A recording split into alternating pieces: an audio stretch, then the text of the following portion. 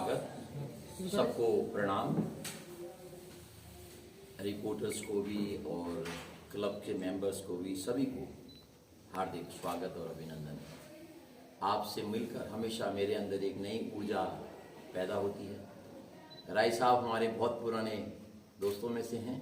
राय साहब जो है लगभग मुझे लगता है आज शायद 28-29 साल की दोस्ती हो गई है हमारी और राय साहब की। दीप, आप सबका, आपकी पूरी टीम का, सबका, विनोद जी आप सबका स्वागत है। नए और पुराने सभी साथियों का स्वागत है। आप सबको यह सुनकर अति हर्ष होगा कि इस वर्ष विश्व प्रसिद्ध अंतर्राष्ट्रीय हिमालयन रन ट्रैक प्रतियोगिता हिमालयन 100 माइल स्टेज रेस का 33वां संस्करण का आयोजन होने जा रहा है। 10 नवंबर से 14 नवंबर 5 डे रेस होगी। ये प्रतियोगिताओं के दौरान प्रतियोगी 5 चरणों में इस 5 डे रेस को पूरा करते हैं। लगभग 100 मील 160 किलोमीटर होता है जिसे ये तय करेंगे।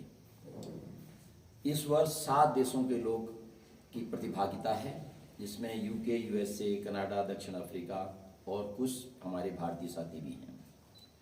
और अच्छे हैं हम लोग जो भारतीय, उन्होंने अपनी अच्छी तैयारी कर रखी है। प्रतियोगिताओं में महिला वर्ग में एलिस विलियम्स हैं जो 27 वर्ष की हैं और वो इंग्लैंड से हैं, सबसे कम उम्र की हैं ये। और एलिना सूटन 60 वर्ष की महिला हैं, ये भी इंग्लैंड से ही हैं, ये सबसे अधिक उम्र की महिला धावक हैं। तथा पुरुष वर्ग में जैक वाइट 29 साल के युवा हैं जो सबसे कम उम्र के हैं, और जेम्स मिलर सबसे अधिक उम्र के धावक हैं।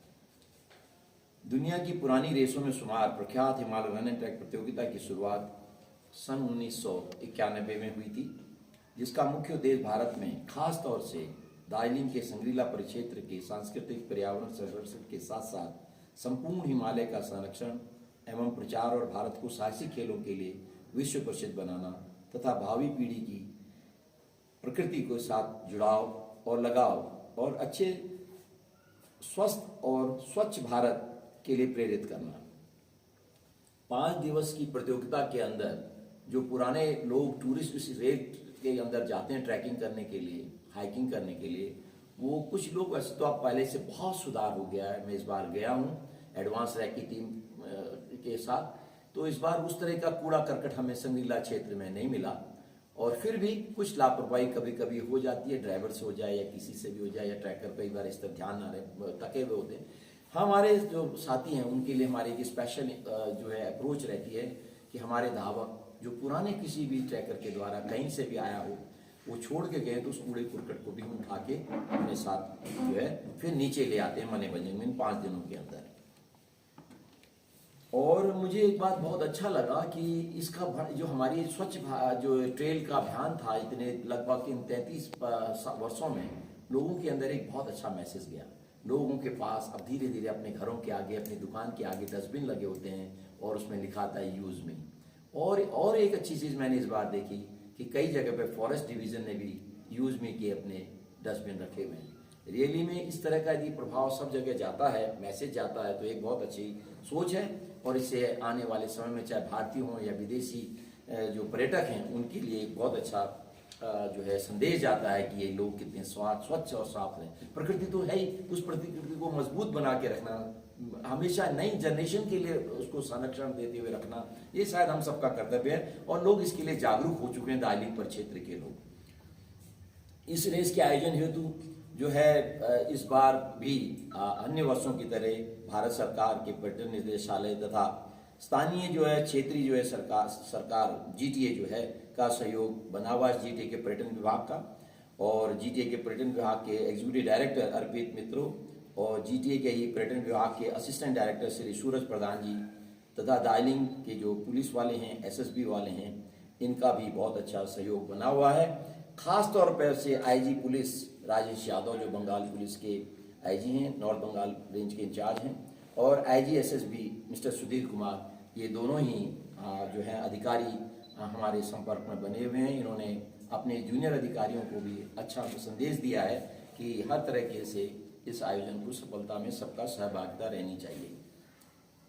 दार्जिलिंग परिक्षेत्र जो है मेरे लिए एक तरह से ये कर्म भूमि भी है और मेरी तप भूमि भी है।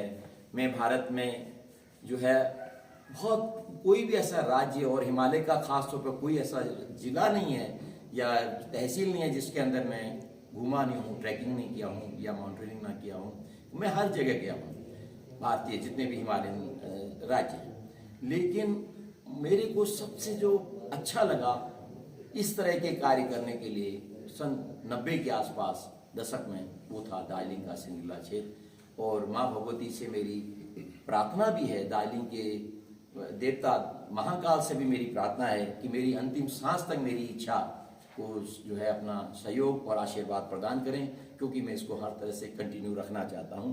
मुझे ये क्षेत्र बहुत प्यारा लगता है, इसकी अपनी एक अलग सुंदरता है। और आप लोगों को भी सुनकर आज बहुत अच्छा लगेगा कि इस हिमालय रन ट्रैक ने इस क्षेत्र को वर्ल्ड के टूरिज्म मैप में ला दिया है। आपको सब में गर्व होगा इस इवेंट के द्वारा कि आप दार्जिलिंग परिक्षेत्र में रहते हैं या यहाँ पर मीडिया के साथ जुड़े हुए। 5 best high altitude training centres in the world में दार्जिलिंग का नाम भी अब शुमार हो चुका है, जो मैं पहले भी आपको बता चुका हूँ। और जो most important place for adventure sports में, उसमें भी इसका नाम आ चुका है। मतलब अलग अलग मैगजीनों ने, अलग अलग संस्थाओं ने अलग अलग समय पे इसको जो है इस इवेंट के आने के बाद से इस जगह को बहुत बड़ी, हम केवल साल में एक छोटा सा प्रोजेक्ट आपको दिख रहा होता है, लेकिन ये मैसेज बहुत बड़ा दे रहा है दुनिया में। और इसका बेनिफिट अल्टीमेटली भारत में जो है वो दार्जिलिंग को ही है। दार्जिलिंग के द्वारा ही भारत का ये मैसेज पूरे दुनिया में जा रहा है। देखिए 73% से ज्यादा का लैंड जो है हिमालयन रेंज, वो हमारे भारत में है। हिमालय की पूरी, तिब्बत की, भूटान की और पाकिस्तान के कराकोरम वगैरह के लगा के भी सब जो है, और नेपाल की। लेकिन बहुत कम फॉरेनर थे जो इस बात को जानते थे कि हिमालय की मैक्सिमम रेंज जो है वो इंडिया में बिलोंग करती है। इस इवेंट के द्वारा हमने विदेशों में भी ये प्रचार किया कि हिमालय का सबसे बड़ा क्षेत्र जो है वो तो भारत में है। और भारत में भी दार्जिलिंग एक ऐसा क्षेत्र है जहां पर ऐसी एक्टिविटीज के लिए जो सबसे बेहतरीन है। और ये मैं नहीं कह रहा हूं, अब तो दुनिया की बड़ी बड़ी पत्रिकाएं, बड़े बड़े टेलीविजन चैनल, इन्होंने अपने समय समय पर, उनके पत्रकारों ने, इनके पब्लिशरों ने इस बात को रखा। और तो भारत सरकार ने भी इसको मान लिया कि हाँ, दार्जिलिंग में ये इवेंट बहुत बेहतरीन होता है। तो आप सब इसके धन्यवाद के पात्र हैं, क्योंकि बगैर आप सबके, दार्जिलिंग के लोगों के सहयोग से इतनी बड़ी सफलता भारत की इस इवेंट को नहीं मिलती। भारत का नाम एडवेंचर स्पोर्ट्स में आगे करने के लिए इतना शुभ अवसर हमें प्राप्त न होता यदि आपका सहयोग न होता, दार्जिलिंग पुलिस का सहयोग न होता, एसएसबी जब आई बाद में तो उनका सहयोग न होता, या दार्जिलिंग के लोगों का सहयोग। सबसे बड़ा सहयोग तो दार्जिलिंग के लोगों का, इवेंट के जो प्रतिभागी उनके साथ साथ में। मेरे को इतना प्यार मिला है दार्जिलिंग के लोगों का कि जिसका मैं सच में कुछ, मेरे पास शब्द नहीं है उनके धन्यवाद देने के लिए। मैं जब भी जहां भी जाता हूं, जिधर भी जाता हूं, लोग बड़े प्यार करते हैं मुझे। किसी ने पिछले दिनों कहीं किसी ने एक नेशनल अवार्ड के लिए रिकमेंड किया, लेकिन मैं उत्तराखंड में पैदा हुआ। उन्होंने कहा कि पांडे साहब तो वहां से हैं, जिन्होंने कहा पांडे साहब तो दार्जिलिंग में करते हैं, बट दार्जिलिंग सरकार ने, वेस्ट बंगाल सरकार ने तो पद्मश्री या बड़े पुरस्कार के रिकमेंड नहीं किया। तो ये तो पांडे साहब को वहां, लेकिन अब दूसरी उत्तराखंड जो सरकार है, मैं पैदा तो वहां हुआ लेकिन वो भी मेरा नाम रिकमेंड नहीं कर सकते। अच्छा, मैं दिल्ली में रहता हूं, उन्होंने कहा तो दिल्ली वाला तो है नहीं, दिल्ली में तो ऐसी एक्टिविटी करते नहीं।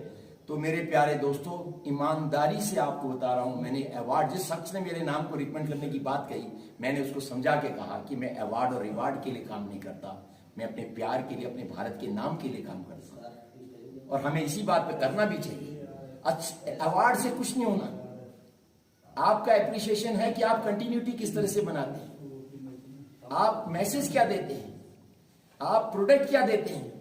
देखिए, आपको भीड़ को इकट्ठा नहीं करना, आपको रोल मॉडल तैयार करना है। आप एक आंकड़ों को मत देखिए कि 500 आदमी धावक दौड़ रहे हैं, आप ये देखिए कि उनकी क्वालिटी ऑफ प्रोडक्ट क्या है, वो मैसेज क्या दे रहा है। आप 20 आदमियों में वो बेहतरीन प्रोडक्ट की क्वालिटी है, तो मैं सोचता हूं वो ज्यादा इंपॉर्टेंट है 500 की भीड़ के बजाय। आप कम लोगों को रखिए, लेकिन उसका एक एग्जाम्पल दीजिए कि भाई ये बेस्ट सर्विस है, बेस्ट प्लेस है, सब चीज। तो धन्यवाद। आप लोगों का कोई प्रश्न हो तो आप मुझसे पूछ सकते हैं। स्वागत है आपके इन प्रश्नों का, जवाब देने में मुझे बड़ी खुशी होगी।